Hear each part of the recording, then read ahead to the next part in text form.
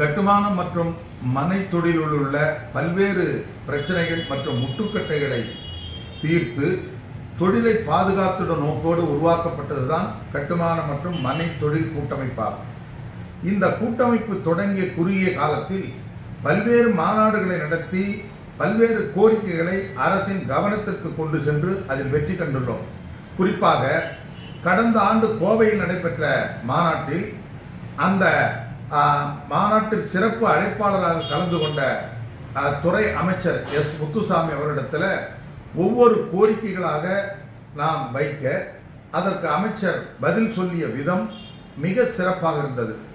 அதில் வைக்கப்பட்ட கோரிக்கைகளில் ஏறத்தாழ 18 கோரிக்கைகள் ஏற்கப்பட்டு அதற்கான அரசு ஆணைகளும் அறிவிப்புகளும் வெளிவந்திருக்கிறது. இப்பொழுது 19வது கோரிக்கையாக ஒரு கோரிக்கைக்கு அரசு ஆணை வெளியிடப்பட்டிருக்கிறது. அதாவது லேவ் மனை பிரிவை புதிதாக ஏற்படுத்துவதற்கு 24 அடி அணுக சாலை இருக்க வேண்டும் என்கிற அந்த அறிவிப்பில் மாற்றம் செய்யப்பட்டு கிராம பஞ்சாயத்துகளாக இருந்தால் 24 அடிகளுக்கு மாறாக 20 அடிகள் இருந்தால் போதும்.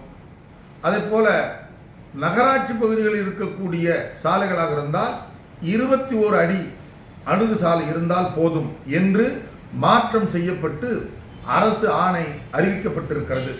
இதன் மூலம் இந்த மனை தொழில் மீண்டும் சூடுபிடிக்க ஒரு வாய்ப்பு ஏற்பட்டிருக்கிறது. இதை கோவை மாநாட்டில் ஒரு தீர்மானமாக நிறைவேற்றினோம், அரசிடத்தில் வைத்தோம்.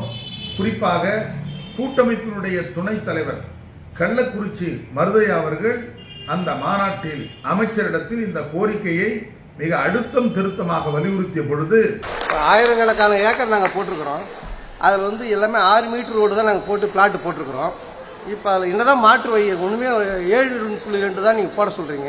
ஆனால் 6 மீட்டர் தான் எங்கள்கிட்ட இருக்குது. இவ்வளோ நிலத்தை நாங்கள் என்ன பண்ணுறது? சட்டம் கொண்டு வரதுக்கு முன்னாடி வந்து ஆமாம், சட்டம் கொண்டதுக்கு முன்னாடி வந்தது அமைச்சர் பரிசீலிக்கட்டும். அதுக்கு ஒரு ஏதாவது மாற்று வழி செய்யுங்க. இது நியாயம்தான். உங்களுடைய தொழிலே உங்களுக்கு ஒரு பிரச்சனை ஏற்பட்டிருக்கிறது, அதற்கு ஒரு முற்றுப்புள்ளி வைக்க வேண்டும். நாங்கள் ஆலோசித்து அதை செய்கிறோம் என்பதை தெரிவித்துக் கொள்கிறோம். இது குறித்து பரிசீலிக்கப்படும் என்று அமைச்சர் உறுதியளித்திருந்தார்கள். இன்றைக்கு அதற்கான அரசாணை வெளிவந்திருக்கிறது. இதற்கு பல பேர் சொந்தம் கொண்டாடலாம். ஏனென்றால் கோரிக்கை யார் வேண்டுமானாலும் வைக்கலாம். கோரிக்கை வைக்கிற போது ஒரு அரசோ அல்லது அமைச்சரோ இதை நிறைவேற்ற முடியாது என்று சொல்ல மாட்டார்கள். நான் பரிசீலிக்கிறேன், நிறைவேற்றுகிறேன் என்று உறுதியளிப்பார்கள். ஆனால் அதற்கான ஆணை பெறுவதுதான் மிக முக்கியம்.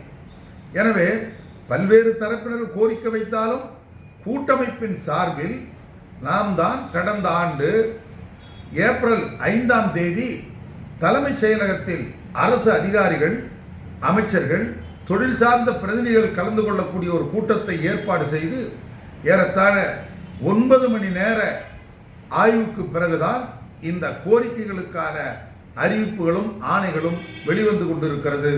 எனவே கோரிக்கைகளை எல்லோரும் வைத்திருக்கலாம். அதற்கு ஆக்கப்பூர்வமாக ஆணையை பெற்றுக் கொடுத்த பெருமை கட்டுமானம் மற்றும் மனை தொழில் கூட்டமைப்புக்கு மட்டுமே உண்டு என்பதை தெரிவித்து, எது எப்படி இருந்தாலும் இந்த தொழில் பெருகுவதற்கு இந்த கூட்டமைப்பு தொடர்ந்து பணியாற்றும். நன்றி, வணக்கம்.